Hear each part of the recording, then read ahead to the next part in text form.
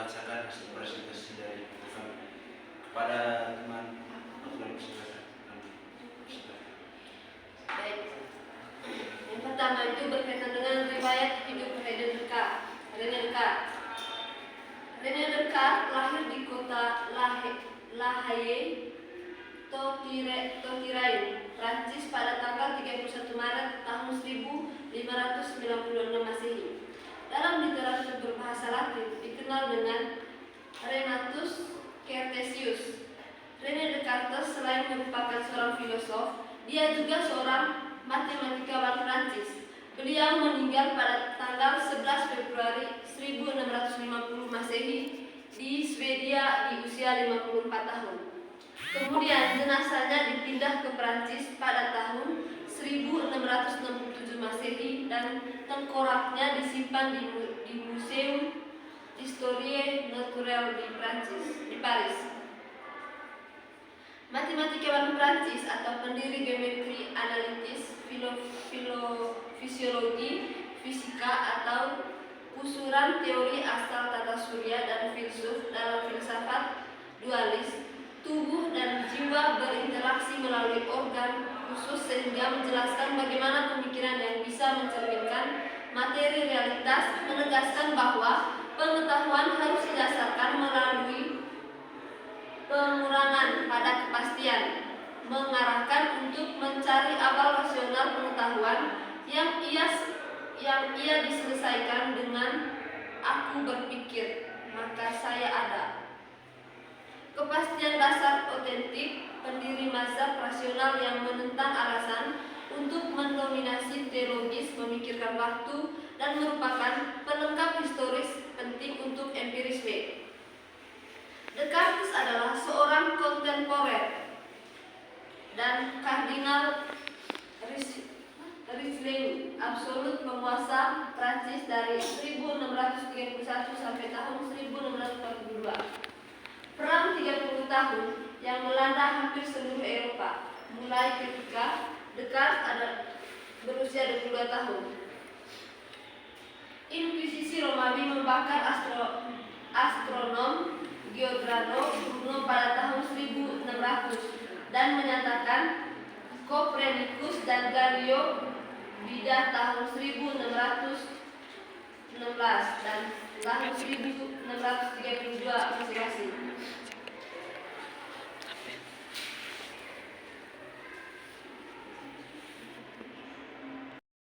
Perlu dicatat bahwa Descartes tidak hanya psilopis mengenai kapasitas pikiran untuk secara akurat mencerminkan sifat-sifat ruang, waktu, dan materi. Penemuan geometri Cartesian merupakan hal mendasar untuk setiap cabang ilmu ini sangat hari.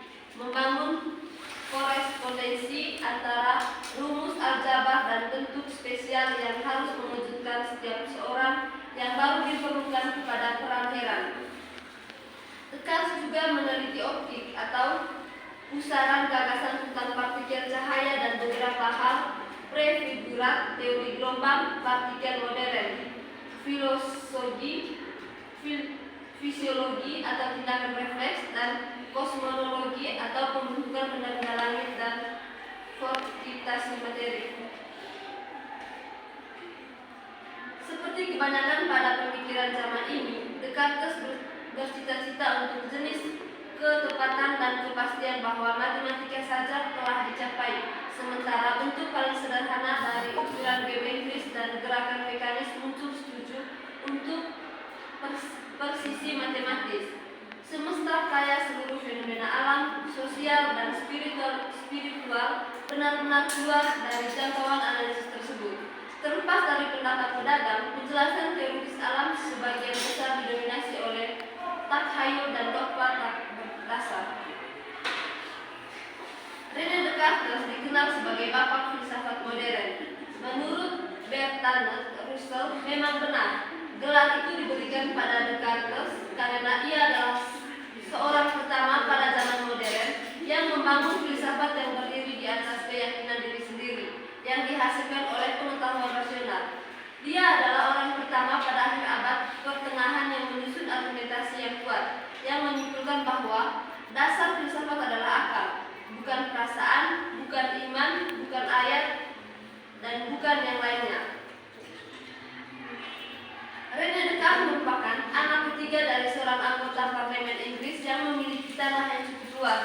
Ketika beliau mewariskan setelah ayahnya meninggal, beliau menjual tanah warisan tersebut dan menginvestasi uangnya dengan pendapatan 6 atau 7.000 franc per tahun. Selanjutnya berkaitan dengan karya-karya yang bisa saya kedua. Karya-karya René Descartes. Karya-karya René Descartes cukup banyak. Beberapa karyanya antara lain adalah Discours de la Méthode 1637, yang berarti uraian tentang metode yang isinya melukiskan perkembangan intelektualnya. Di dalam karyanya yang menjadi bahan penyelidikan dalam bidang ilmiah, tidak ada satupun yang dianggap pasti. Semuanya dapat dipersoalkan dan pada kenyataannya memang dipersoalkan juga. Satu-satunya kekecualian adalah ilmu pasti. Demikian menurut René Descartes. Dalam karyanya termasuk Discours on Method diajukan 6 bagian penting berikut. Yang pertama, menjelaskan masalah ilmu-ilmu yang diawali dengan menyebutkan akal sehat yang pada umumnya dimiliki semua orang. Menurut Descartes, akal sehat ada yang kurang, ada pula yang lebih banyak memilikinya, namun yang terpenting adalah penerapannya dalam aktivitas ilmiah. Metode yang dia coba temukan itu merupakan upaya untuk mengarahkan nalarnya sendiri secara optimal. Descartes melandaskan bahwa pengetahuan budaya itu tetap kabur, pengetahuan bahasa memang berguna, puisi itu memang indah, tetapi memerlukan bakat. Ia lebih tertarik kepada bidang matematika yang dianggap perlu dimanfaatkan secara optimal, kemungkinannya yang cemerlang. Filsafat bagi Descartes rancu dengan gagasannya yang acap kali bertentangan, oleh karena itu perlu dibenahi. Yang kedua yaitu menjelaskan kaidah-kaidah pokok tentang metode yang akan dipergunakan dalam aktivitas ilmiah. Bagi Descartes, sesuatu yang dikerjakan oleh satu orang lebih sempurna daripada yang dikerjakan oleh kelompok orang secara patungan. Dalam hal ini, Descartes mengajukan 4 langkah atau aturan yang mendukung metode yang dimaksudkan sebagai berikut. Pertama, jangan pernah menerima pengetahuan dan informasi sebagai kebenaran. Jika Anda tidak mempunyai pengetahuan yang jelas mengenai pengetahuannya, maksudnya hindari kesimpulan yang tergesa-gesa sampai Anda meneliti sendiri dan dapat menemukan kebenaran yang tidak dapat diragukan lagi kebenarannya. Yang kedua, pilah-pilah sesuatu kesulitan yang Anda rasakan menjadi bagian-bagian sebanyak mungkin. Kemudian, kelompokkan tingkat kesulitan tersebut mulai teringan sampai yang terberat. Yang ketiga, pecahkan tingkat kesulitan tersebut dimulai dari tingkat yang paling ringan, sederhana dan mudah diketahui, lalu meningkat sedikit lebih sedikit kesulitan yang paling berat dan kompleks. Keempat, buatlah penomoran untuk seluruh permasalahan selengkap mungkin dan tinjau ulang secara menyeluruh sehingga Anda dapat merasa pasti tidak satupun yang ketinggalan. Langkah-langkah yang dikemukakan tersebut menggambarkan suatu sikap skepti metodis dalam upaya memperoleh kebenaran yang pasti. Karena itulah metode filsafat Descartes sering juga disebut dengan metode skeptis, artinya meragukan segala sesuatu sebelum ditemukan kebenaran yang pasti. Keempat, menyebutkan beberapa kaidah moral yang menjadi landasan bagi penerapan metode sebagai berikut: mematuhi undang-undang dan adat istiadat negeri sambil berpegang pada agama yang diajarkan sejak masa kanak-kanak, bertindak tegas dan mantap baik pada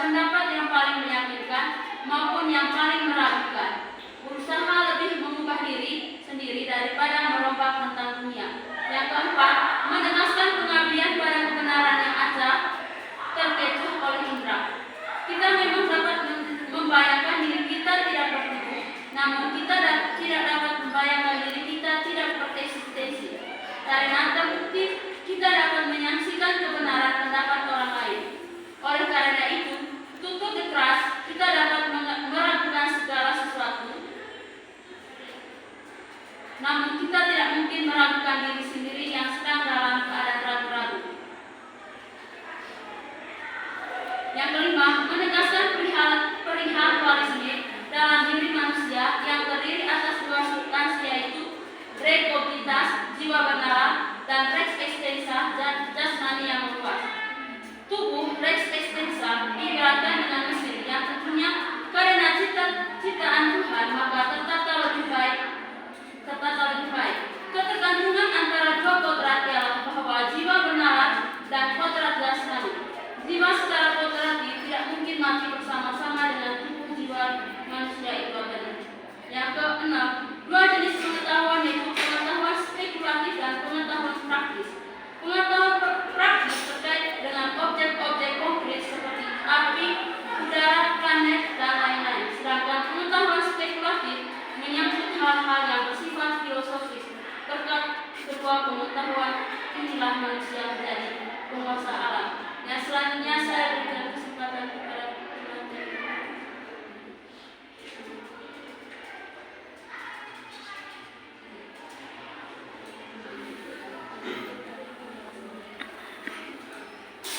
Yang berikutnya, asumsi yang mendasari teori René Descartes. Pengaruh yang paling penting bagi Descartes pada saat itu adalah ahli matematika Descartes. Descartes mendorong Descartes dengan memberitahu sejumlah masalah dan mendiskusikan masalah-masalah fisika dan matematika. Karya yang penting pertama Descartes adalah Regular of Ruler for the Direction of Mind. Ditulis pada tahun 1628, tetapi tidak diterbitkan hingga 1701. Karya ini menunjukkan minat Descartes pada metode yang dia bagikan kepada beberapa ilmuwan, ahli matematika dan filsuf abad 16 dan 17. Salah satu sumber metode ini adalah matematika kuno. 13 buku merupakan contoh dari pengetahuan dan metode deduktif. Tetapi bagaimana semuanya itu bisa dicapai?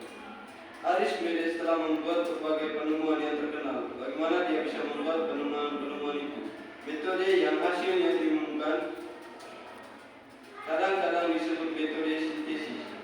Benar-benar bukan metode yang hasilnya ditemukan. Jadi, penelitian ini ditujukan untuk metode yang digunakan oleh para ahli matematika kuno untuk penemuan mereka dalam metode analisa.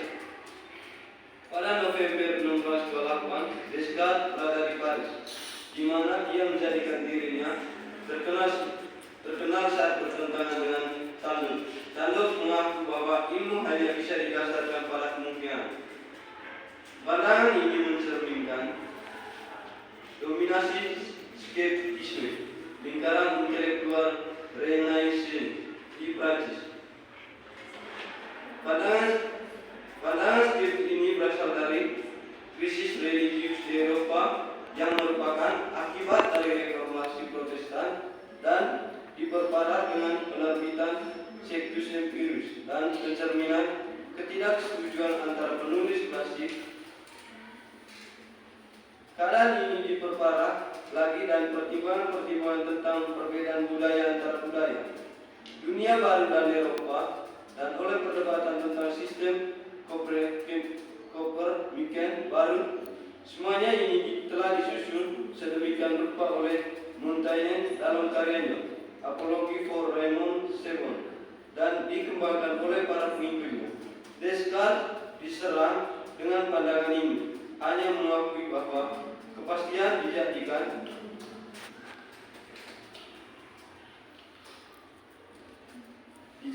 sebagai dasar pengetahuan dan bahwa dia sendiri memiliki suatu metode untuk mendapatkan kepastian.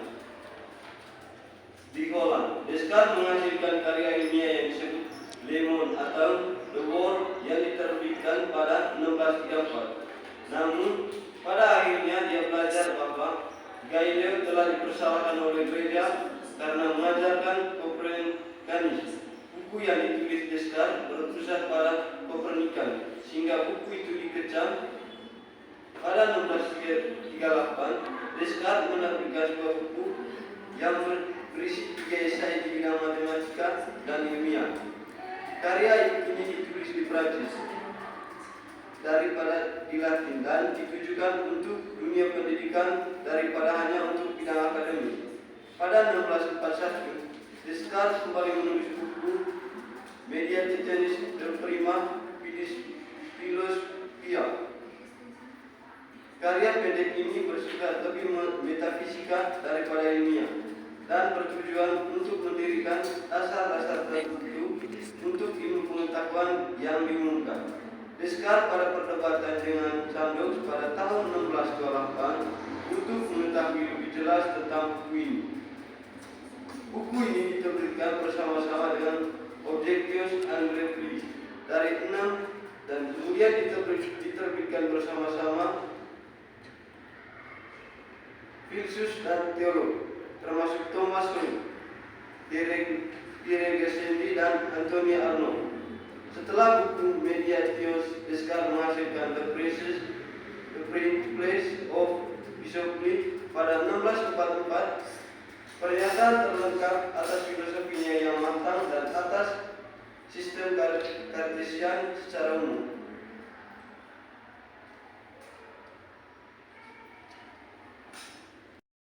Descartes. 1.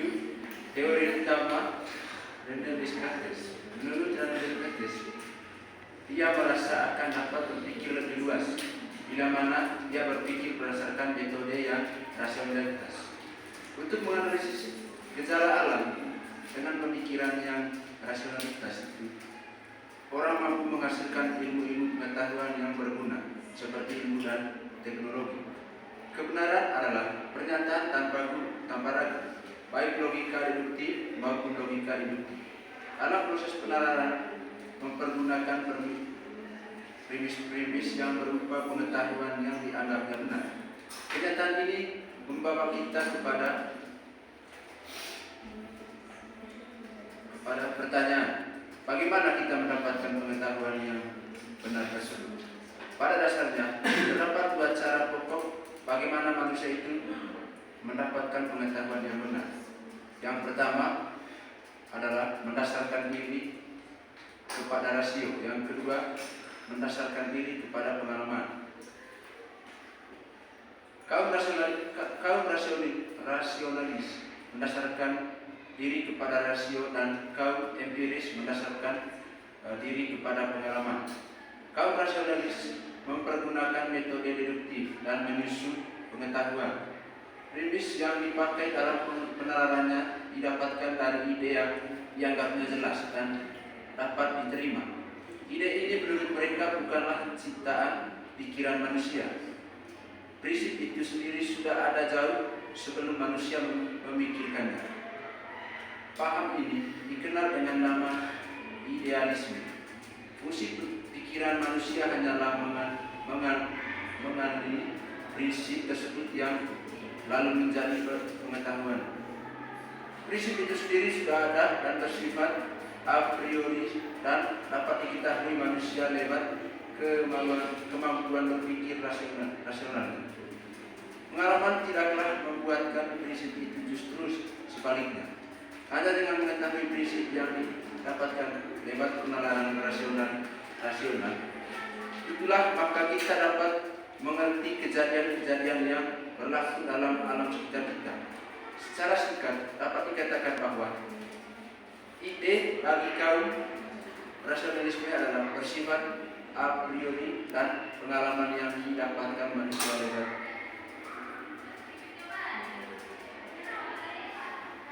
lewat penalaran rasional. Descartes meneliti suatu metode berpikir yang umumnya akan memberikan penilaian dan pengetahuan dan menuju kebenaran dalam ilmu. Penelitian itu mengantarkan ke matematika yang dia simpulkan sebagai sasaran pengembangan kebenaran di segala bidang. Karya matematika yang paling berpengaruh ialah Geometri yang diterbitkan pada tahun 1937. Pengembangan kalkulus tidak memungkinkan tercapai tanpa dia. Waktu selanjutnya. C. Sistematika penulisan dalam artikel ini, yaitu yang pertama itu judul artikel, dan yang kedua itu siapa penulisnya. Yang ketiga abstraknya, yang keempat pendahuluan, yang kelima isi, yang keenam penutup, dan yang terakhir itu daftar pusaka.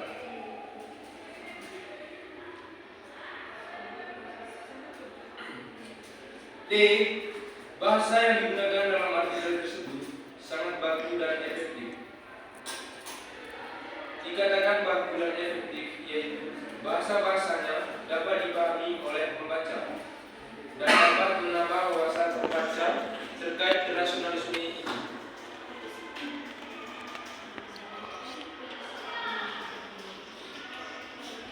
Baik, selanjutnya tentang relevansi kami terhadap artikel tersebut.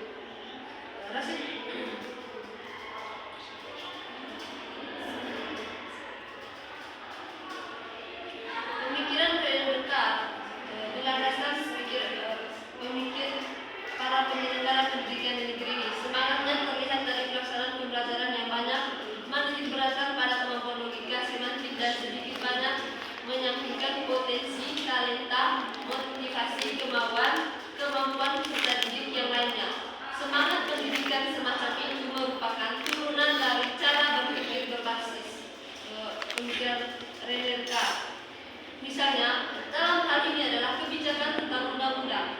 Apa persoalan hidup yang mereka hadapi hanya mampu dipecahkan dengan berbakal kemahiran mereka dalam menjawab soal-soal normatif di atas kertas. Peserta didik pada akhirnya miskin pengalaman atau belum banyak teruji di lapangan dan cenderung normatif serta tidak kreatif menghadapi persoalan hidup dan menyelesaikannya. Peserta didik kemudian berkembang tidak dengan seluruh potensi yang mereka miliki, tetapi hanya berbakal logika tersebut. Sebuah perkembangan yang timpang dan tidak utuh. Hal ini tentu saja dilarang oleh agama Islam yang melarang cara-cara seperti ini karena terlalu menyederhanakan ciptaannya yang mulia dan penuh potensi bernama manusia. Pendidikan adalah proses pembudayaan manusia yang berusaha sadar untuk mengembangkan kemampuan dan kepribadian manusia yang dilakukan dalam keluarga, di sekolah maupun di masyarakat dan berlaku seumur hidup. Pendidikan adalah proses generasi untuk melangsungkan eksistensi manusia, budaya yang dimiliki yang lebih maju. Tujuannya adalah menumbuhkan manusia Indonesia seutuhnya, yaitu manusia pembangunan yang berkembang secara integral, selaras, serasi, seimbang, secipta, serasa, karsa dan karya serta jasmani rohani yang sehat. Oke teman-teman, demikian saja presentasi dari kelompok kami. Waktu selanjutnya kami minta teman-teman kelompok lain untuk bertanya. Waktu yang tepat kami persilakan.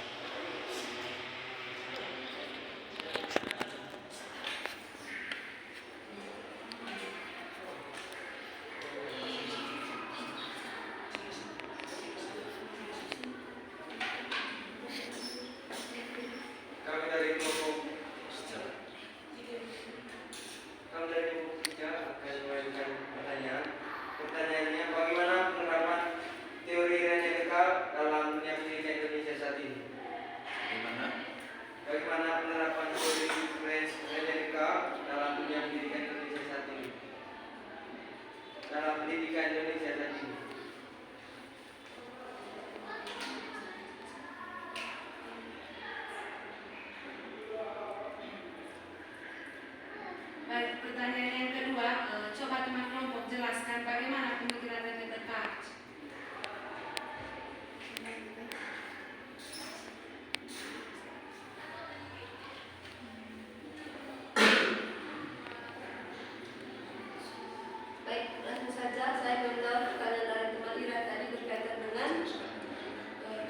pemikiran yang dimiliki oleh Rene Descartes.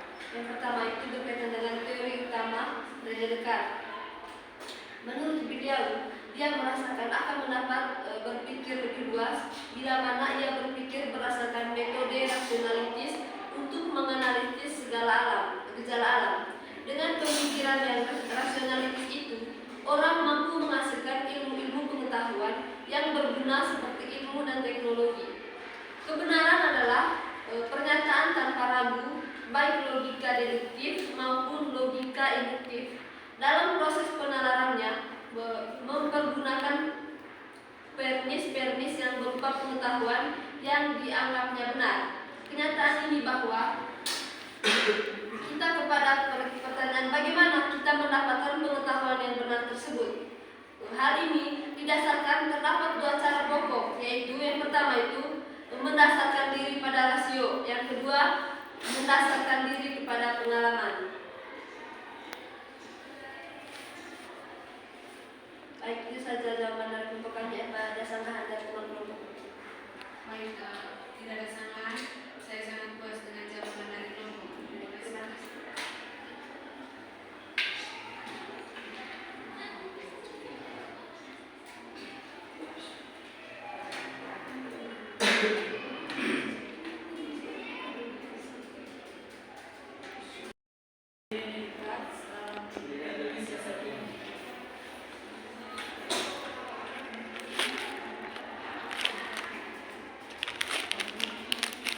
Baik, saya coba menjawab pertanyaan dari teman saya. Menurut Rene Descartes, untuk penerapan teori kepada Indonesia saat ini, gimana itu? Dia memiliki suatu metode itu yang bertujuan yang berpikir, yang umumnya itu yang akan memberikan percayaan dan pengetahuan itu untuk membantunya suatu perkara.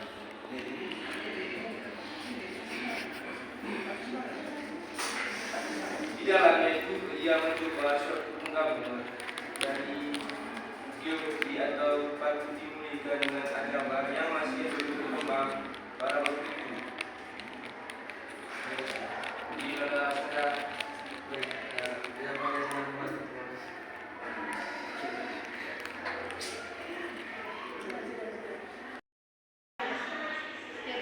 Baik, saya dari kelompok ketiga yang bertanya. Coba teman-teman kelompok jelaskan karya-karya yang dilakukan oleh Rene Descartes. Oke, saya akan menjawabnya. Karya pertama itu karya-karya Rene Descartes cukup banyak. Beberapa karya antara lain adalah Discourse, Discourse, Development, Method 1637, yang berarti uraian tentang metode yang isinya melukiskan perkembangan intelektual. Di dalam karyanya yang mencari bahan pendidikannya adalah dalam bidang ilmiah tidak ada satupun yang dianggap pasti. Semuanya dapat dipersoalkan dan pada kenyataan memang dipersoalkan juga.